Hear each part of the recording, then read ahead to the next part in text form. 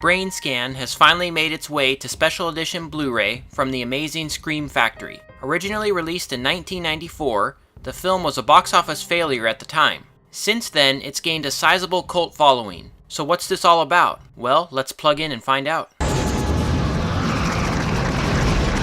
I first saw Brainscan in theaters when I was 13 years old. It was playing in an old second-run theater close to my house. The theater had only 2 screens and cost $1.50 per ticket. I saw many movies in this theater growing up, along with my younger sister and my friends. Best of all, the teens working the ticket counter never cared what we saw. I don't think there was a time when we were ever denied a ticket to an R-rated movie. The closest I can remember is when my younger sister and I went to see Wes Craven's New Nightmare back in 94 or 95. The girl working the booth said she couldn't sell us those tickets, but she did say we could buy tickets for the other movie and sneak in. So I bought 2 for Only You or some crap like that, and we saw New Nightmare. Anyway, back to Brainscan. It was either Saturday or Sunday when I saw the movie with my friend and my sister. We snuck some bags of Doritos into the theater, not giant bags, but the smaller lunch-sized ones. I want to say that was the first time I ever snuck food into a movie. We were quite the rebels back then. Brainscan is about a loner kid named Michael who basically has no life.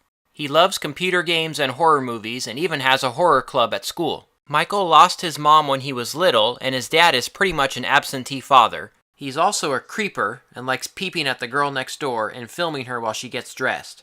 She looks kinda like Sabrina the Teenage Witch to me. Did you hear it's getting a remake? Oh, sorry, reboot is the proper term these days. Can't wait for that one. Anyway, Michael's friend tells him about an ad for a new computer game that he saw in Fangoria, a magazine that pretty much defined my childhood and teenage years. Brainscan, the ultimate experience in interactive terror. This intense-sounding computer game intrigues Michael, so he immediately wants it. Speaking of Michael, he's got quite a setup in his room. He's got a 90s style version of Siri, or Alexa or whatever, this one called Igor. Igor, dial 1-800-555-FEAR. Yes.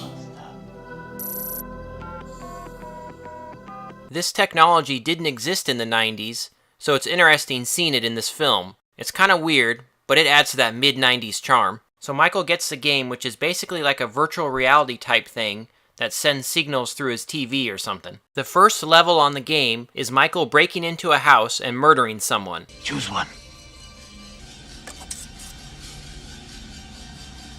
This scene is actually really well done. The way it's shot, the editing, the music, it's all excellent. I remember being a little creeped out by this scene back then. Good stuff. Michael completes the level and thinks it's pretty much the greatest game ever. But then he learns about a murder on the local news and discovers it's the same person he killed in the game. An evil being called Trickster emerges from his TV, and the rest of the film is Michael being manipulated and digging himself deeper into this awful hole. I remember reading about this movie in Fangoria magazine, and they mentioned that Trickster was going to be the new Freddy Krueger of the 90s. I was skeptical but a little intrigued when I read this article those many years ago. I wondered then if I would ever see the birth of a new horror franchise. This was a few years before Scream and Ghostface ruled the 90s. But that was the original plan, to make a new horror franchise out of this movie. It never happened, of course, but Trickster is a great villain. He's got a unique 90s/rockstar/whatever look, and T. Ryder Smith plays him to perfection. But come on, he's no Freddy Krueger. A franchise with Trickster could have been really interesting, but the bad box office killed any chances of that. There are reports that director John Flynn didn't get along with Edward Furlong and thought he was a bad actor, but I thought he was good in this. He was actually a pretty solid actor when he started out, with a nice list of credits in the 90s, including this, Terminator 2, Pet Sematary 2, which everyone else hated but I liked, and American History X. But then, well, drugs happened. It's really too bad. He should have listened to McGruff the crime dog and his little nephew Scruff. Look at his little hat. Director John Flynn did an excellent job with this film. It's moody and stylish, with a great atmosphere throughout. This is Flynn's only horror film, but he had an impressive list of credits, including Rolling Thunder, a 70s cult classic about a Vietnam vet who gets revenge on those who brutally murdered his family, and the super violent bestseller about an author hired by a hitman to write his autobiography. Good family films if you ever want to check them out. John Flynn sadly passed away in 2007. Rest in peace. As I've said before, I'm a weirdo who loves film scores. While my friends were rocking out to whatever 90s music stars there were at the time, I was jamming to Star Trek and horror movie soundtracks. Yeah, I was pretty cool growing up. The score by George S. Clinton is excellent. It's very dark and moody. It really reminds me of pre-Scream 90s horror. I think horror fans will understand what I'm saying, but early 90s horror had a certain feel to it.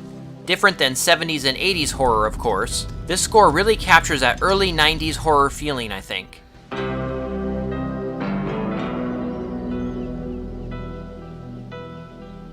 Speaking of which, this movie is very 90s. The look, the cast, the music, and even those crappy early 90s computer effects. I love seeing movies that are so clearly a part of the decade that they were made. It's always a lot of fun and really takes me back to a simpler time, before those damn millennials started messing things up.